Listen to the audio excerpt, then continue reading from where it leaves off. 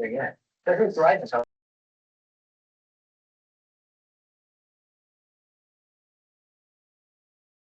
Jessica, you're muted. Welcome, everybody. We're going to thank you for being patient. We're a few minutes late to start, but I'm going to wait just like 30 seconds to 1 more minute. We've muted all of you so that it's easier to run the presentation and talk, but there will be plenty of opportunities to this morning was neighborhood star. Oh, was that a question that someone asked about? Okay, sorry, thanks. All right, so I'm going to just wait about 30 more seconds and then we're going to get started. There'll be plenty of time to ask questions. We'll pause several times throughout the presentation this afternoon, and then there'll be time at the end.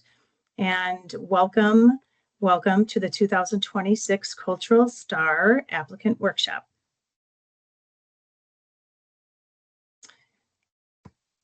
And we have started recording, just so everyone knows, because we will post this recording for anyone that wasn't able to be here today, or if you want to kind of go back after we've done this one today and review a couple of the slides that we presented today. So as I welcome myself, I want you guys to take an opportunity and use the chat to introduce yourselves and tell us who you are and what organization you're representing. And it would be great if you were a first-time applicant to be proud of that and let us know that. It's always wonderful to see familiar faces, but also wonderful to see new faces. So please introduce yourselves. This is the agenda we're going to follow today. And then I'm going to give you an overview of the program of Cultural Star, and that will talk about history. We'll talk about timeline, goals, project types, the cultural district that we talk about often with Cultural Star. We're going to go through a few of the guideline summaries. We'll talk about the Cultural Advisory Board and evaluation criteria, and then several not too overwhelming slides on compliance and insurance, and then Zoom Grants, which is the platform in which you will apply to Cultural Star. And then we'll have talk about some next steps in your process, and then have time for Q&A. And I'm just going to start by saying, before we get into the history, I'm Jessica Larson-Johnston. I am the coordinator for the Cultural Star program. I have a team of fabulous people on the call today, and we have a slide at the end that will help introduce them, and some of them will help with the presentation today, but we are a coordinated team, and you will each be working with a project manager, so you will meet some of them today. So I'm going to begin by talking a little about the history of the Cultural Star program. Back in 1993, the Minnesota State Legislature authorized the City of St. Paul to levy a half-cent sales tax. It was meant to improve the St. Paul River Center complex and create the Sales Tax Revitalization Program, which we shortened to STAR. And STAR funds support capital activities at the River Center and some other economic needs in St. Paul. And then it funds Neighborhood Star, which is a grant program for capital projects. You might have been in the applicant workshop earlier today for Neighborhood Star. If you are back for this one, welcome. And Cultural Star, it also funds, and that will be grants to arts and cultural organizations in St. Paul that target nonprofits, arts and cultural organizations. 80% of the funds go to the Cultural District of Downtown St. Paul, which we will talk about a little bit later in the presentation. And it goes to support programming, operating, and capital expenses. Here's the 2026 Cultural Star program. Our application deadline, it's open right now. And the application deadline is Friday, March 13th, 2026 at 4. I would like to encourage everyone to apply early. We will mention it several times during the presentation, but please don't wait till the last day. We tend to get a lot of people frustrated at 4:05 or 4:10 because they just didn't quite get it done in time. So apply early if you can, and then you have time to always reach out to us with questions before you've actually submitted it if you have any questions. Applicant interviews will be mid-April to mid-May. Everyone who has an eligible application will get an interview with the STAR board. They're short, 5 to 7 minutes in length, but they are used to clarify any questions that the board has, and you may have some updates on your project by the time the interview process starts, so you can use that time to update the board. We're hoping for a summer 2026 approval from the mayor and city council. That's tentative, but it is our hope. And the earliest project start date for this round of Cultural Star is August 1st, 2026. The latest project end date for this round would be July 31st, 2027, if you have a special project or a capacity building project. Oh, what? Did you say capacity building? We did make a quick change this year, and we had organizational development as the title of this bucket of projects in the past, and we've changed it to capacity building. There was some confusion over the last couple of years. This felt like a better fit. Nothing else changed at all with this project type, just the title. If you have a capital project, you get an extra year to end your project date, and that would be July 31st of 2028. And as the last several years, we have only one round of funding of Cultural Star this year. Some timing considerations: be planful. The past several years, it's been November or December before the final recommendations were voted on by City Council. We are anticipating a faster process this year, but even so, if you have a project during the first few months of the eligibility period, your event may have already taken place before you get under contract if you're recommended. I think some people get worried that if their event already happened, but then they receive funding, but they weren't under contract, what happens? And you can still get under contract. It's sort of the balance we have to play with not having a cycle right now that is fully finished before the eligibility period starts. But we always just say, be mindful if your event is at the beginning of August and you don't know whether you're funded. If you get funded later, it would be more of a reimbursement for you since you had an earlier project. Again, just highlighting the eligibility period, 8/1/26 through 7/31/27. And if a capital project, you have until the end of July 2028. Cultural Star has a few program goals, and they are to strengthen the arts and cultural sector, to promote economic vitality in St. Paul, and to support downtown as a vital cultural center. We do this by promoting a broad range of cultural offerings, and we build and diversify audiences. We do this by producing a long-term impact and by leveraging additional financial support. And we're going to take a pause in just a second, but there are 3 project types. And about over 90% of the applications that come in will be for special projects. And that will be quality arts activities in any discipline. And then there is the formerly organizational development, now the capacity building project bucket. And these are activities to strengthen, grow, and develop your organization. And then the third bucket is capital projects. These would be physical improvements, permanently installed equipment, public art falls in this category. And so those are the 3. If you are new to the program, you will apply choosing one of these 3. And I mentioned the Cultural District earlier. Cultural Star is geared toward the Cultural District of downtown St. Paul. And what you see here are the boundaries in red. The Cultural District is defined as the geographic area bordered by Interstate 94 to the north, the Lafayette Bridge to the east, Harriet and Raspberry Islands to the south, and Chestnut Road to the west.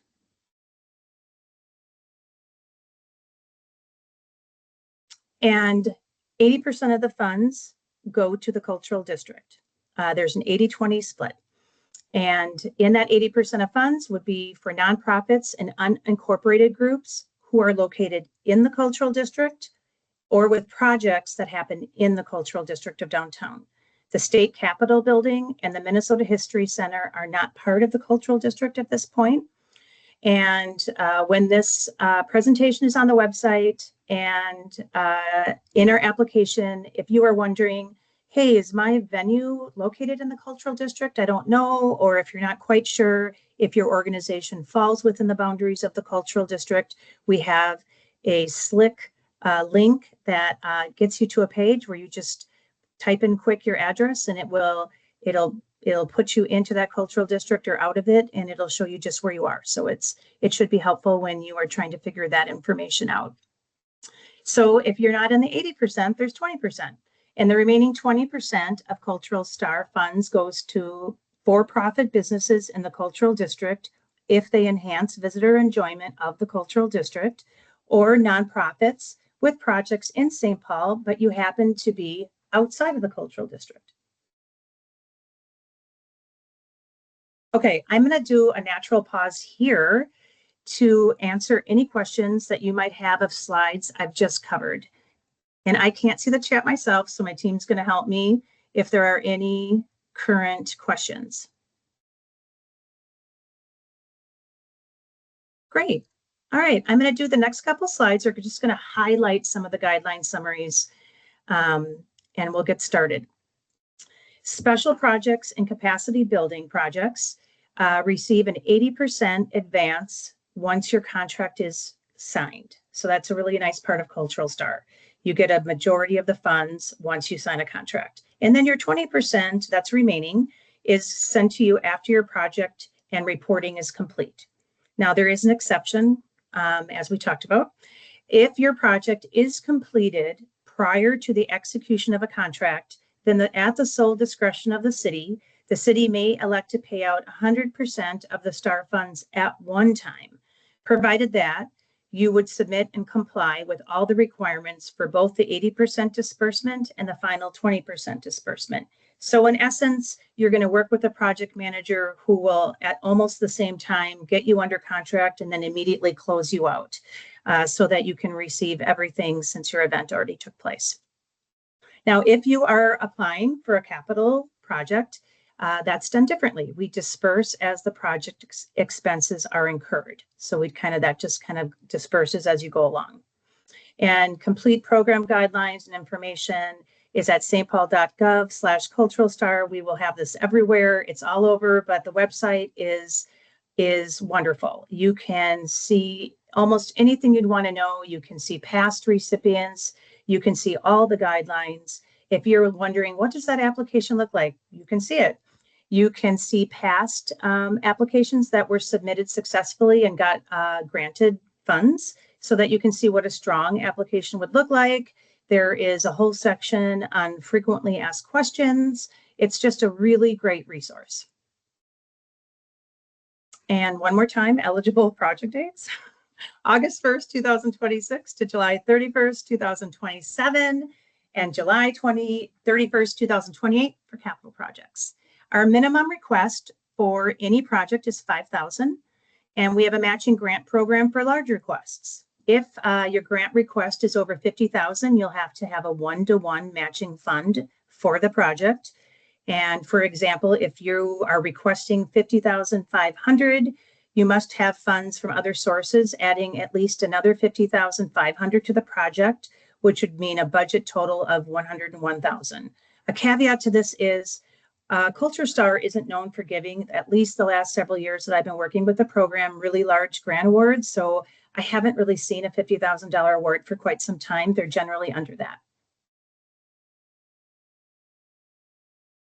And a couple other little neat features. If you are a St. Paul nonprofit based outside of the cultural district, you are eligible to receive 2 awards per year. You can have one project that is in the cultural district, and you can have one project outside of the cultural district. So you would be applying twice. And it can't be for the same project. It has to be a completely different one, but we have done this. Every year there seems to be 1 or 2 organizations that apply this way, and we have seen both get funded in the past. We only allow 3 consecutive years of funding for special projects and capacity building in a row, and then we require a 1-year break. In that 1-year break, you are eligible to apply for a capital project. Unincorporated arts groups and individual artists are encouraged to apply as well, but you'll have to use a fiscal sponsor. And your fiscal sponsor organization must be a 501c3 nonprofit arts organization. It must be located in St. Paul. It doesn't have to be located in the cultural district, just in St. Paul. And then another little guideline for that one is that 100% of your project must take place in the cultural district. And then a new slide I added this year because this question came up quite a bit over the last 2 years. And it goes like this. My organization is based outside the cultural district, but my project has several events, one of which will occur within the cultural district. What do I apply for? You have two options. You can apply for in-district funding. With one event occurring within the cultural district, you could apply for in-district funding, which is a larger pool, the 80% pool. However, and this is important, only the expenses from this event will be eligible. Any other events associated with your project that were outside the cultural district would not be eligible. And then the other option is to apply for out-of-district funding. You may decide that you want all events associated with your project to be covered. In that case, you would apply for out-of-district funding, the 20% pool. So just the easiest way for me to describe this is if you have several events and one is at the Landmark Center and a couple are in Ward 5, you couldn't use rental space in whatever venue in Ward 5 as an eligible expense for your grant, because you would be wanting to pay for something that was outside the cultural district. So happy to answer any questions that come up either now or at the end of the presentation based on this common question we've been getting. And if not, we can move forward. Great. So I have a slide here with kind of an out-of-date cultural starboard picture, but I'm hopefully going to be updating that this year at our interview process. But the cultural starboard is advisory, and it's made up of 9 members of the community who are appointed by the mayor that make up the starboard. And the way our starboard is different than neighborhood starboard, and the way we make ours up is that we have 2 representatives from large cultural organizations and 2 from mid-sized cultural organizations, 1 representative from a small cultural organization, 1 from a philanthropic organization, and 1 representative from a St. Paul business community. And then we have 2 at-large seats.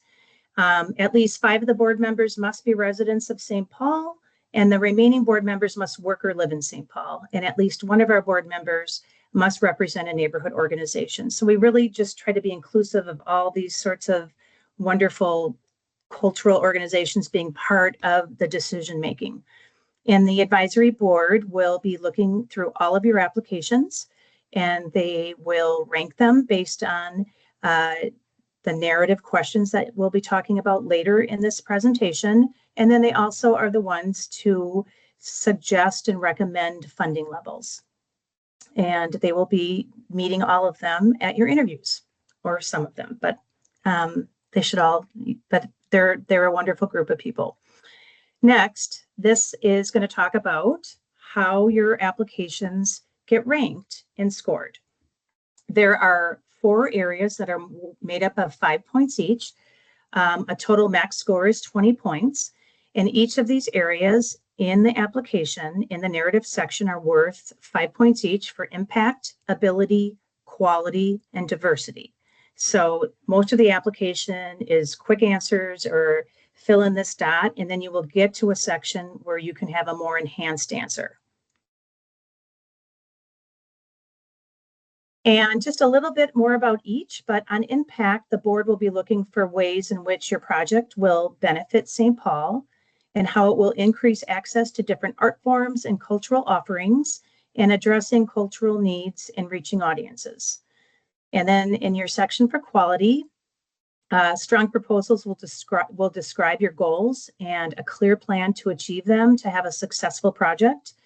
And then you will talk about your ability to see this project through. And excellent proposals will describe projects that are clearly defined with a realistic plan that could include, but doesn't have to, but may include timeline, personnel, publicity, financial support, and all of those things that demonstrate that the project will be implemented successfully.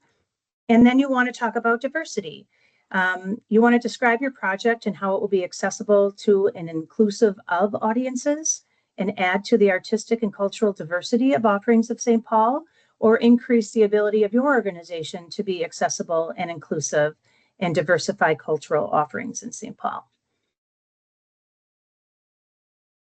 All right, I'm going to take a natural pause here before Nancy takes over the next set of slides. Are there any questions related to what we just went over about evaluation criteria and the board?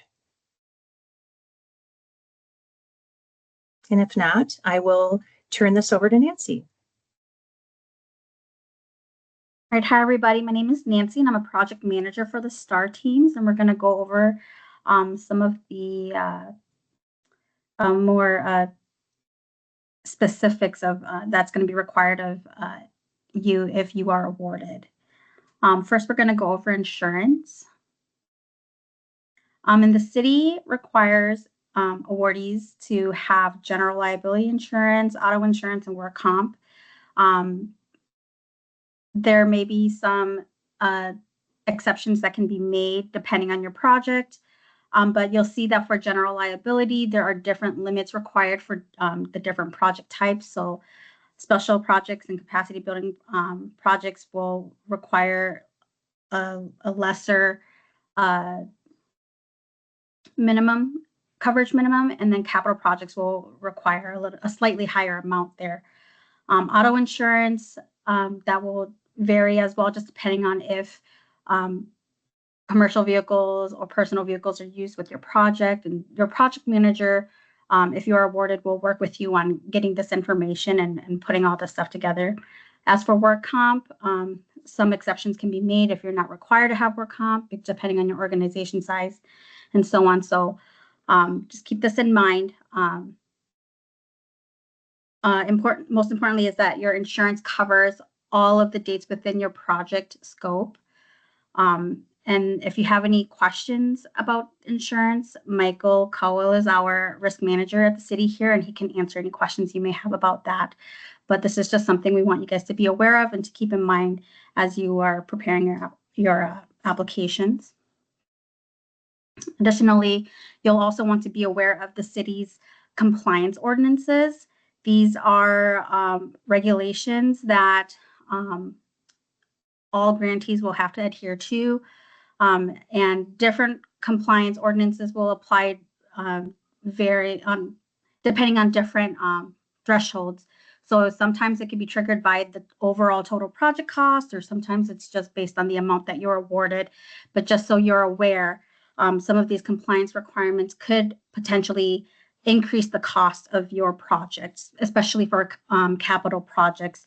Not so much for the special projects and organizational development or capacity building projects, but they can still apply to those as well. We mainly see vendor outreach program and labor standards applying to cultural STAR projects, but there are other compliance ordinances that could apply, such as affirmative action and prevailing wage, just depending on your project type again. But it's very important that you don't commit and start your projects before you understand the compliance requirements thoroughly. And so we encourage you, if you have questions about it, to reach out. We have the HERO department who can help answer any questions that you have about compliance and how and if it will apply to your project.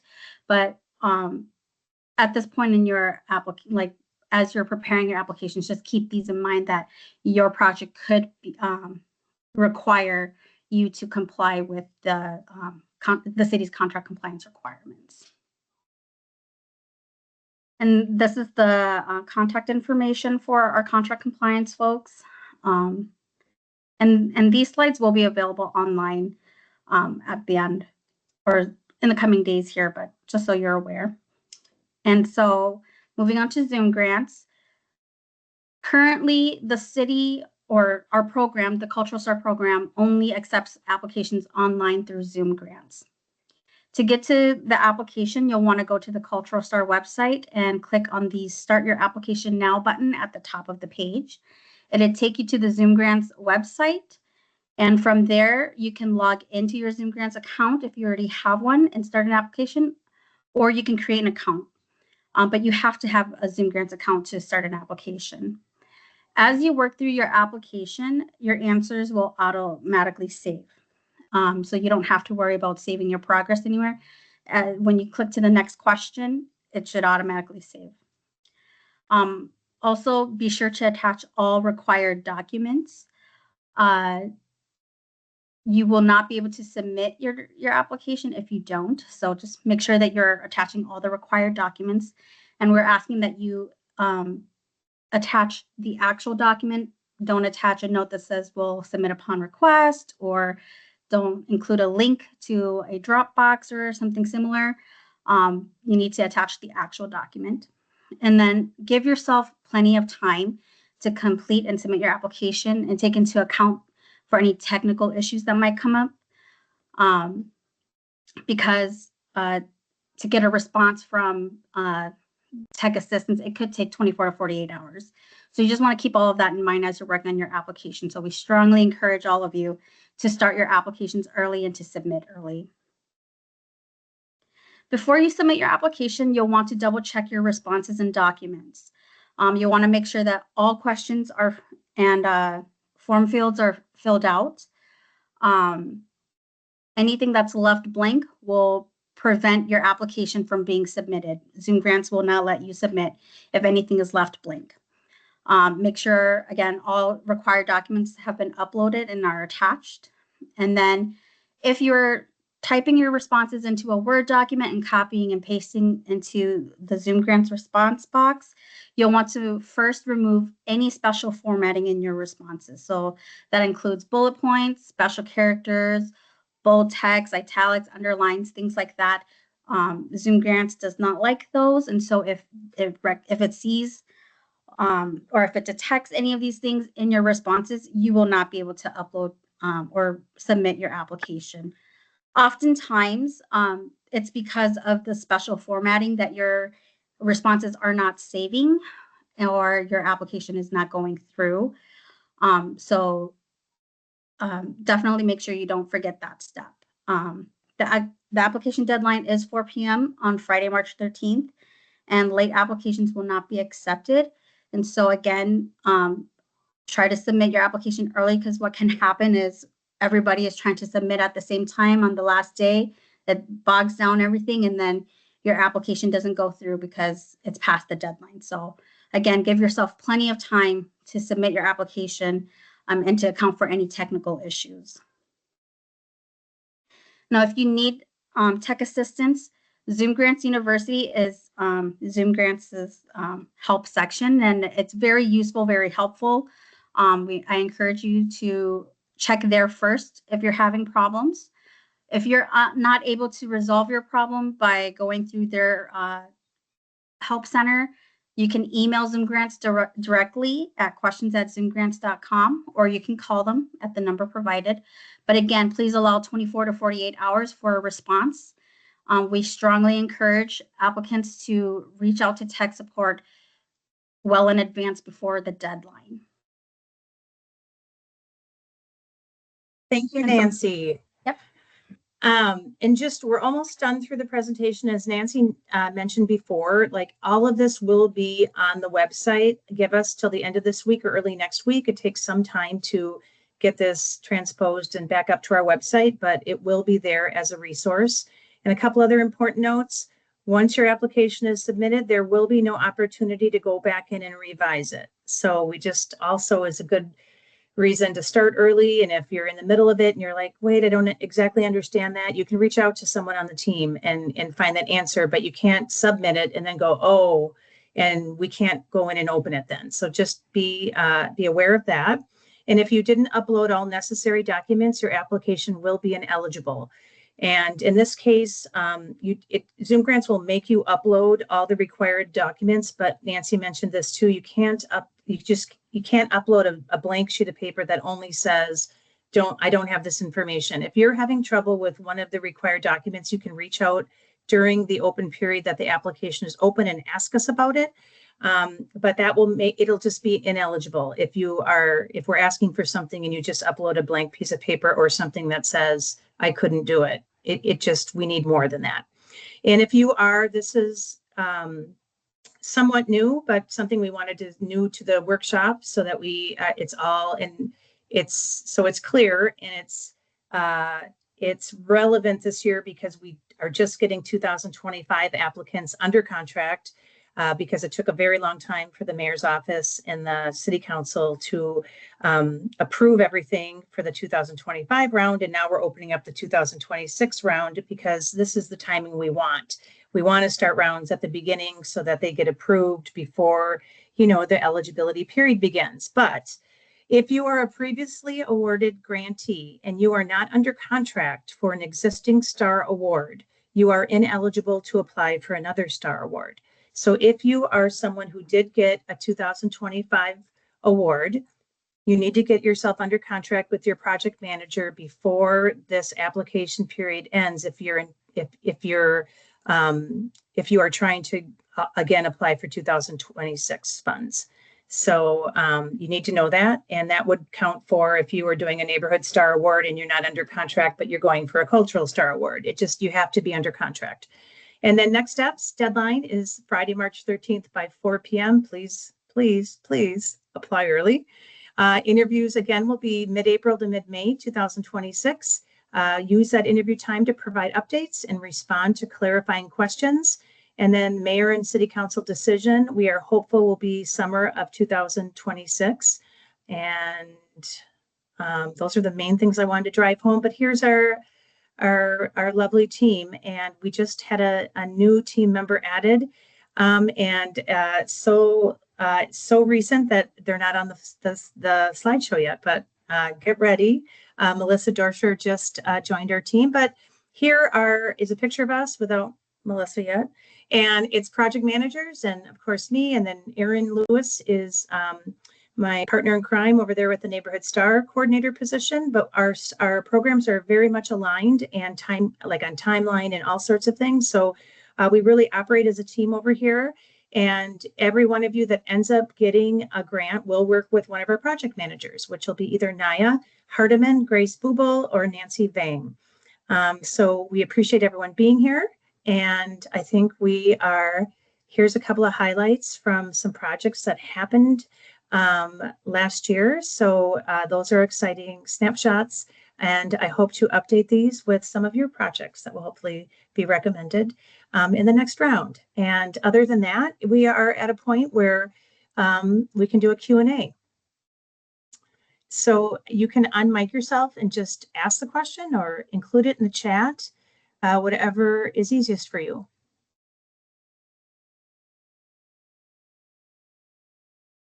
Hello, I'm Carol Hensler with St. Paul Civic Symphony.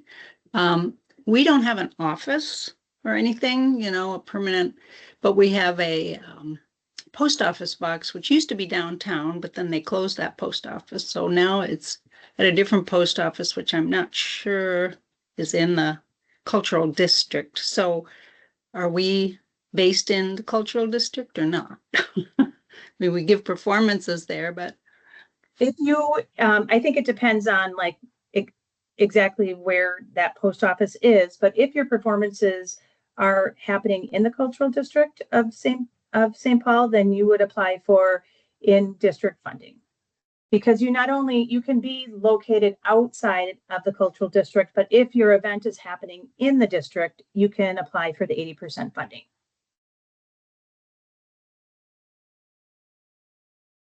I see another question. thank you. You're welcome, Carol.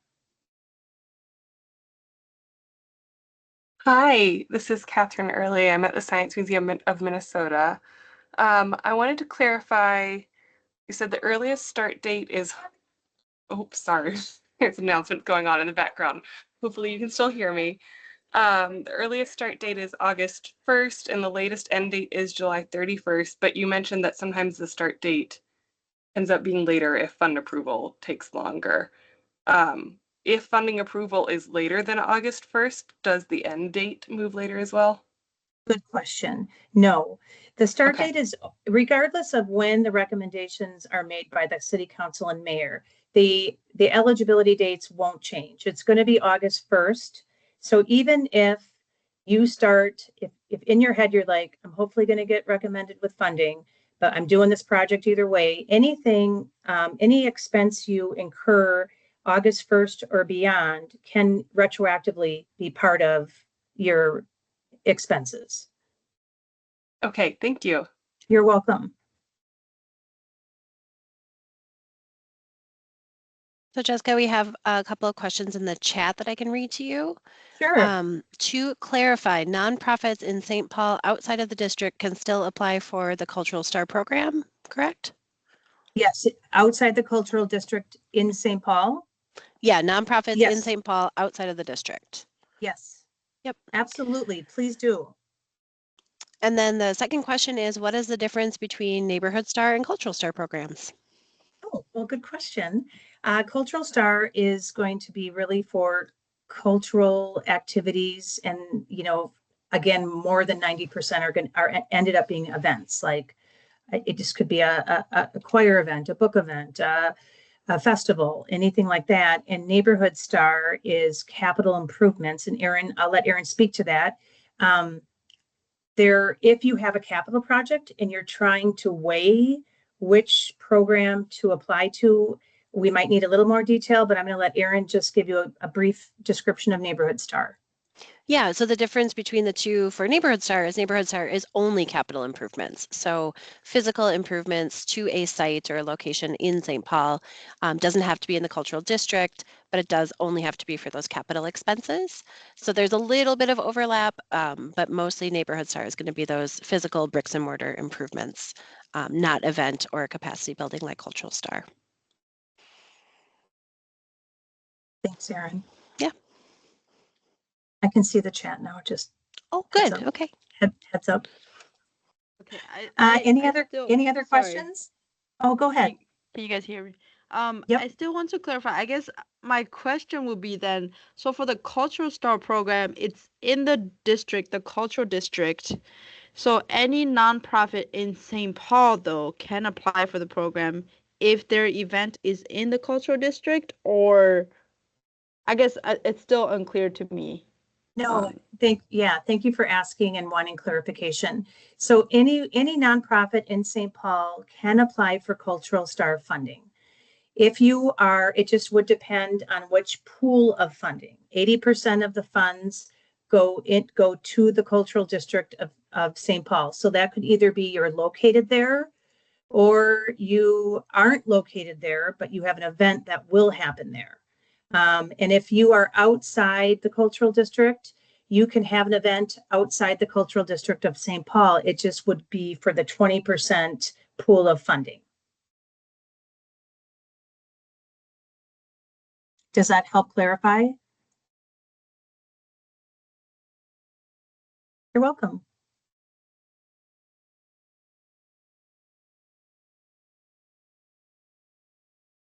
Anybody else have any questions?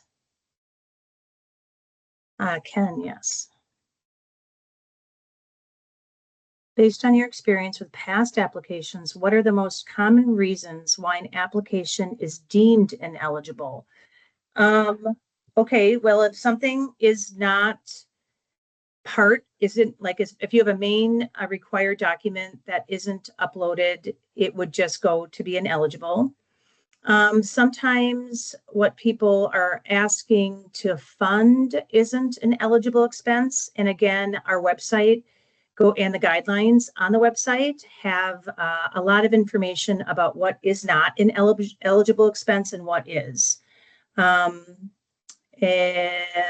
Nancy, or if anyone has any other ideas right off the top of what is most commonly reasons why we don't often get too many that end up being ineligible, but it does happen. And by the way, you have all of our contact information. So if you have like really specific questions about whether something is eligible, please reach out. We're happy to jump on a phone call or communicate through email to help you get better prepared to apply. Another common reason why someone might not be eligible for Cultural Star is that they applied for the wrong program. So just make sure you're applying to the right program because our timelines are the same. Neighborhood and Cultural Star run on the same timeline. So you want to make sure that you are applying to the correct program. Sometimes we get people, like businesses that apply to Cultural Star thinking that it's Neighborhood Star. So just be aware that you're applying to the right one. In case you're planning on applying to both, make sure your application is for the correct program. And again, reach out to us if you're like going, I don't know which one it is. Before just guessing and possibly applying for the wrong program, give us a call or an email. We can help straighten that out for you so that you are indeed applying for the right program. Yes, Carol is asking about the tool map. There is a tool map on the website and there is in the application, and it's super nifty and slick, and you just click it and then type it in. And it'll tell you whether you'll either show up within the cultural district or you'll show up outside those borders.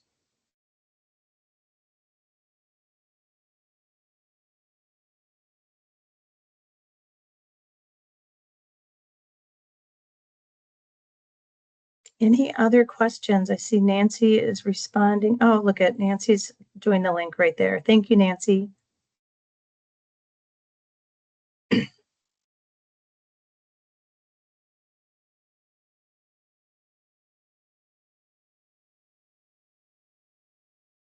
Okay, Ken asks, compare being nonprofit to being an individual and having fiscal sponsor. Individual having fiscal sponsor means 100%. Being nonprofit gives you more flexibility. Okay, thank you, Naya, for getting Michael Cowles. Okay, so we're comparing being nonprofit to being an individual. I don't know that. I mean, I guess it gives you more flexibility if you're going to have a project that is not going to happen in the cultural district, then you don't want to have a fiscal sponsor attached to you because it just 100% does. So in that case, yes, I would say being a nonprofit would give you more flexibility to apply out, for out of district funding or in district funding.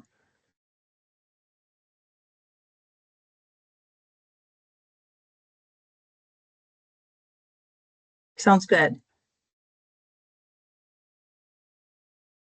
Any other questions? If not, again, all of this information will be posted to our website. Give us a few days to early next week. If any questions come up before that, reach out to one of us. We're always happy. This is what we do, and it brings us joy, and we want everyone to apply to be eligible. And so if there's things we can answer that help you, go ahead. If you end up having any sort of technical question about Zoom grants, I'm going to tell you that we can't help you because we're just not the experts there. So when you have something that isn't going right in Zoom grants, please reach out to the numbers that are provided here because they're going to be able to be your best bet. And especially if you're the last week and you're like, this isn't submitting, I don't know why, reach out to Zoom grants ahead of the last day would be my suggestion because they're the only ones that are really going to be able to help you with technical stuff within that program.